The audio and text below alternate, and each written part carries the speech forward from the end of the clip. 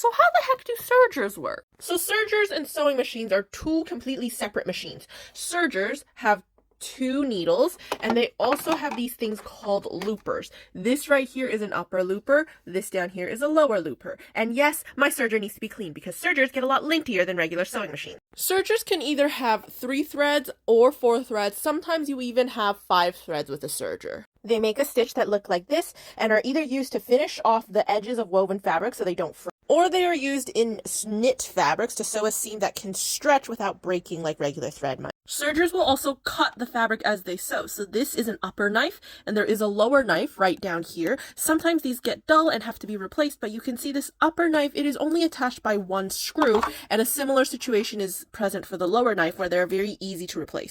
Like a sewing machine, sergers also have a presser foot lever, mine is at the back, that raises and lowers the presser foot. It also has tension discs that have to be adjusted to balance out the tension between all 4 threads, and a hand wheel on the side that controls every single stitch. And under the presser foot, you will also see feed dogs moving forward and back to move your fabric. You can also adjust your stitch length just like you can with a regular sewing machine.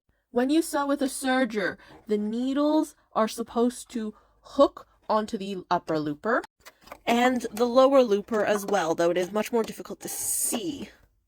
And you'll also see that knife moving up and down in order to cut your fabric. You'll note that the 2 needles of a serger are not at the same height. One is lower than the other, and that's because the lower one wants to meet the looper, and the upper one wants to meet the looper at the exact same approximate height comparison.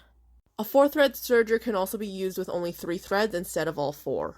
On this machine, I also have the option to do a standard serge or a rolled hem, which looks like this compared to the standard serge stitch. Now, this machine has something called differential feed, which is controlled by a knob over here. And how that works is my feed dogs are split into a front feed dogs and a back feed dog. What differential feed will do is you will either scrunch or stretch the fabric as you sew it.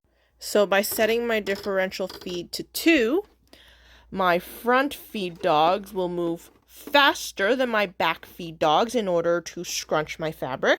And by setting it to 0.5, my front feed dogs will move less than my back feed dogs, which will stretch my fabric. On this machine, I can also lower my cutting knife if I don't want to cut my fabric as I sew it. And I can use this knob over here and twist it to move my knife closer or further away to adjust my stitch width. Sewing machines are more versatile than sergers. Sergers are more of a specialty machine. So if you are debating whether to get a sewing machine or a serger, go for the sewing machine.